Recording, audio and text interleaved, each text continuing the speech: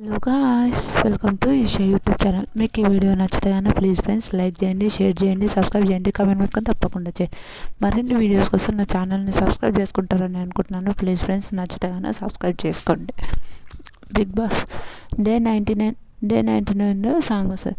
చుట్టమల్లై చుట్టేసావే ఆ సాంగ్ వస్తుంది. ఏదో సాంగ్ వస్తుంది. ఆ సాంగ్ వస్తుంది. సాంగ్ వచ్చినాక డెమాన్ తనుజ డెమాన్ ఏదో పవన్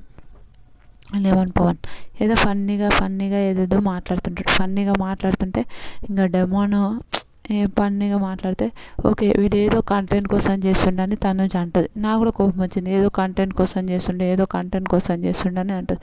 అన్నప్పుడు ఇంకా కోపం వచ్చి ఎవరికైనా కోపం వస్తుంది. అలా అంటే కంటెంట్ కోసం చేస్తున్నాడు అది ఇది అని మాట్లాడితే ఎలాంటి కంటెంట్ లేదు, గోషి లేదు.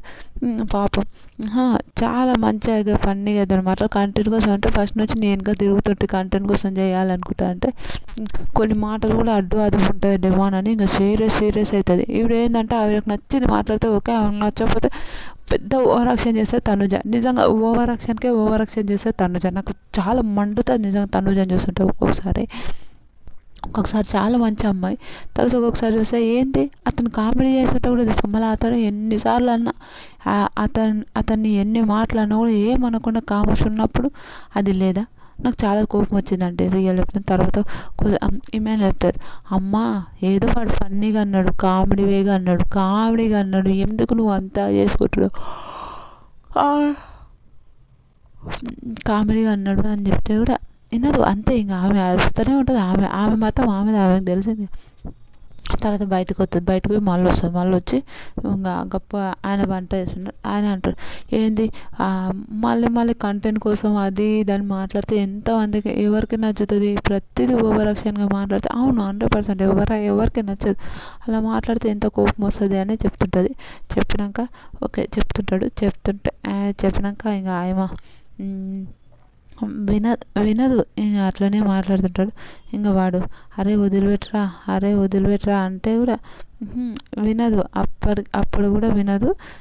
ఇంకా కంటెంట్ ఏదో నేను ఫన్నీగా ఏదో నవ్వుపిద్దామని అట్లా చేస్తుంటే కూడా ప్రతిదీ అలానే తీసుకుంటే కోపం వస్తుందని చెప్తుంది. కోపం వస్తుందని చెప్పినప్పుడు ఇంక ఎవరికైనా అంతే కదా, ఫన్నీగా తీసుకుంటే కూడా దాన్ని సీరియస్గా మాట్లాడడం, సీరియస్గా ఉండడం అట్లాంటివి అయితే ఎవరికైనా మండుతుంది. ఇంకా అట్లనే మండింది అనుకోండి. ఇంకా తర్వాత ఇంకా వాళ్ళు ఇంకా ఫన్నీగా అట్లా ఇంకా ఏమన్నారు కామర్స్ ఉన్న తర్వాత ఉంటారు. మళ్ళీ ఒకసేపటికి వచ్చి సారీ అన్నాడు. కామర్స్ ఉంటాడు. ఇంకా సారీ అని చెప్పి వచ్చి మాట్లాడుతుంది. ఇంకా కామర్స్ అయిపోతుంది. వెనక లోపల నుంచి వస్తుంది ఒకటి వస్తుంది. ఇంకా బిగ్ బాస్లో ఓకే మన గురించి అంటే ఎవరైనా మన ఈ అనుభవాలు ఎలా ఉన్నాయో అది చెప్పమని అడుగుతాడు. అయినప్పుడు నాకు భలే అనిపించింది నిజంగా. డెమాన్ అయితే సూపర్ అనిపించింది. ఫస్ట్ ఏమైనా చెప్తుంది ఎందుకో నేను ఈ బిగ్ బాస్ హౌస్లోకి వచ్చిన వెంటనే నేను చాలా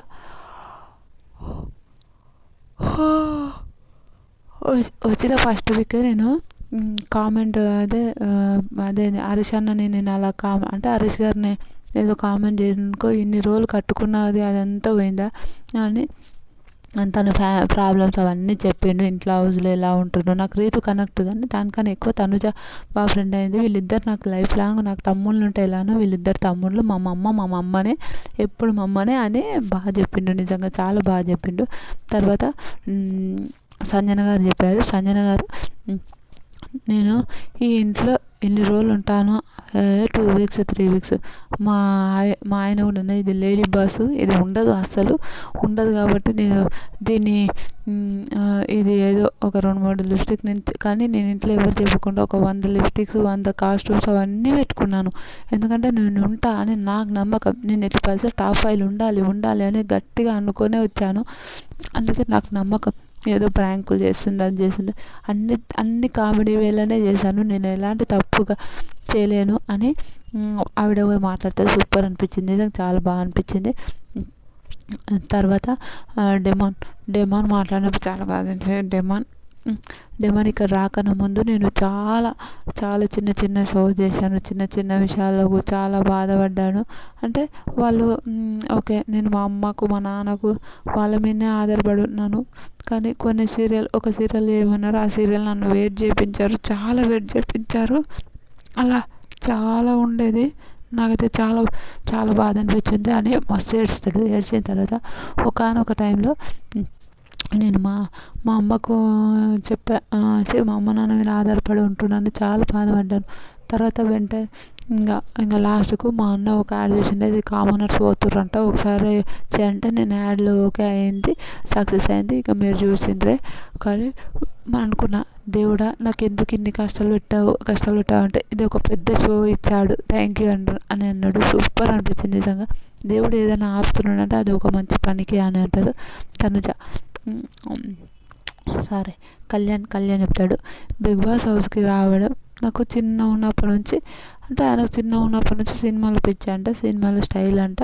కానీ అతను ఓకే ఆ డ్యూటీకి పోయినంట, అంటే ఆయన డ్యూటీకి పోయి వస్తున్నప్పుడు కామనర్స్ ఇట్లా అంటే ఆయన పెట్టినట్ట ఒకటి, అది ఓకే.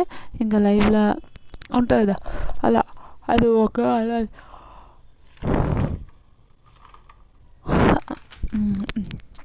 అది ఓకే, అలా జరిగింది. ఇంకా నేను హౌస్లోకి వచ్చేసాను. నేనే షాక్ అయిన తర్వాత నా అనుకునే వాళ్ళు ఇంట్లోకి బయటికి వెళ్ళారు. అలానే బాగా కనెక్ట్ అయింది. నేను ఇమ్ము అన్న కనెక్ట్ అయ్యాను. నేను బాగా కనెక్ట్ అయిన తర్వాత ఇంకా ఈ మనిషికి కూడా కనెక్ట్ అయ్యానని ఇంకా తనుజకి చెప్తాడు. ఇంకా తనుజకు కూడా కనెక్ట్ అయ్యాడని చెప్తాడు. Tanuja connect more than friendship అంట. ఇది ఫ్రెండ్షిపే కాదు, మోర్ దెన్ ఫ్రెండ్షిప్ అంటే బయటకు వచ్చినాక ఇద్దరు పెళ్లి చేసుకుంటారో ఏం చేస్తారో ఎట్లా ఉంటారో చూడాలి. తర్వాత వాళ్ళు ఇలానే ఇంకా మాట్లాడుకుంటారు. భలే అనిపిస్తుంది నాకు. రియల్ లైఫ్లో చాలా బాగా అనిపించింది. మోర్ దెన్ ఫ్రెండ్షిప్ అని చాలా విషయాల్లో మాట్లాడుకున్నారు. తర్వాత ఈ హౌస్లో ఓకే అయింది, ఇటు వచ్చాను ఇది అని చెప్తాడు. తర్వాత తనుజ ఏం చెప్తుంది, నేను చిన్న ఉన్నప్పటి నుంచి 17 years నుంచి నేను కష్టపడుతున్నాను. నా ఫ్యామిలీ నాకు చాలా ఇష్టం. మా నాన్నకు నేను ఒక ప్రిన్సెస్. ఇండస్ట్రీకి రాకముందు 17 years వరకు నేను చాలా ఒక పెద్ద ప్రిన్సెస్. కానీ ఏమంటే సీరియల్ ఆపర్చునిటీ వచ్చిందని ఇలా చెప్పాను. మా నాన్నకు అప్పటి నుంచి ఉదయం పడుకునే టైంకి నా ఫేసే చూసేటోడు. ఇప్పుడేమో మా నాన్న అస్సలు నా ఫేస్ కూడా చూడడు. అది మా నాన్న చెప్పిండు, ఇండస్ట్రీ అంటే ఆయనకి ఇష్టం ఉండదు వాళ్ళ నాన్నకు, అది మనకు కూడా తెలిసిందే. అయితే నా ఫేసే చూసేటోడు. ఇప్పుడు నేనంటేనే ఇష్టం ఉండదు ఆయనకు, అంత టూ మచ్గా ఇంకా మాట్లాడుకోవడం అట్లా ఉండదు. ఏ రోజు నా ఫేస్ చూసిన రోజులు కూడా లేవంట.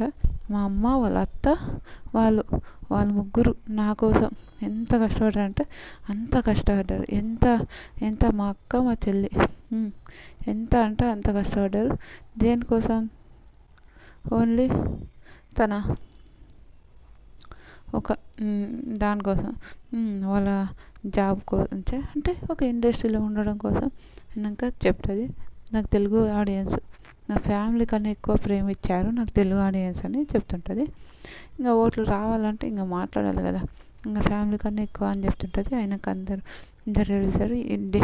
డెమోన్ అయితే ఫుల్ ఏడుస్తాడు అనుకోండి, పాపం అనిపించింది నాకు. డెమోన్ పవన్ ఫుల్ ఏడుస్తాడు. ఏడ్చిన తర్వాత ఇంకా ఇమాన్యుయల్ వీళ్ళందరూ ఉంటారు కదా వెనక, ఓకే ఇంకేం బాధపడతారు. తర్వాత బిగ్ బాస్ వస్తారు. టాప్ 5 మీరు ఈ టాప్ 5 ఉన్నారంటే బిగ్ బాస్, మీరు మీ శత్రువులను ఓడించి టాప్ 5 వరకు వచ్చారంటే మీరు గ్రేట్ అని ఇంకా చెప్తుంటారు. ఇంకా కొన్ని ఇట్లా చెప్తుంటారు. చెప్పిన తర్వాత మీకు అనుభూతి వచ్చిన కొన్ని అంటే కెప్టెన్సీ దాన్ని ఘనంగా సాగుతంతో లోపలెట్టానంటే కెప్టెన్సీ ఘనంగా సాగుతంతో కెప్టెన్సీ అందరూ ఇలా ఉండేది కెప్టెన్సీ అది అని. ఆడ కూడా చాలా ఫన్ చేసిండు మన డెమోన్. అనక ఎలా ఉండేది కెప్టెన్సీ గురించి అది నుంచి మాట్లాడుతాడు, అది సూపర్. తర్వాత చాలా ఫన్ చేశాడు డెమోన్. ఆడు కూడా నాకైతే చాలా బాగా అనిపించింది. తర్వాత హ్యాపీ. తర్వాత ఈ వారం చివరి వారం కదా, అనుభూతి ఇచ్చిన గేమ్స్ అవన్నీ అంటారు.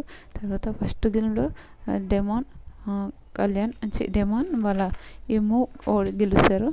సెకండ్ గేమ్లో కూడా ఇమాన్యుల్ డెమాన్ గెలుస్తారు. ప్రతి గేమ్ గెలుస్తున్నాడు, ఏదో ఒకటి తీసుకొచ్చుకుంటాడు, గెలుస్తున్నాడు ఏదో ఒకటి ఇది రణరంగం కాదు ఇంకా చెప్తుంది కనుక ప్రతి గేమ్లో గెలుస్తున్నాడు, ఏదో ఒకటి తెచ్చుకుంటుండే చాలా బాగా అనిపించింది నాకైతే. ఆయనక సూపర్ అనిపించింది, నిజంగా సూపర్ అనిపించింది. డెమాన్ ఎంత ఫన్ డెమాన్ ఏదో ఒక కామెడీ చేస్తుంది. నాకైతే చాలా బాగా అనిపిస్తుంది. మీకేమనిపించిందో కూడా ప్లీజ్ కామెంట్ చేయండి. ఈ వీడియో నచ్చితే లైక్ చేయండి, షేర్ చేయండి, సబ్స్క్రైబ్ చేయండి, కామెంట్ మాత్రం తప్పకుండా చేయండి. Bye friends.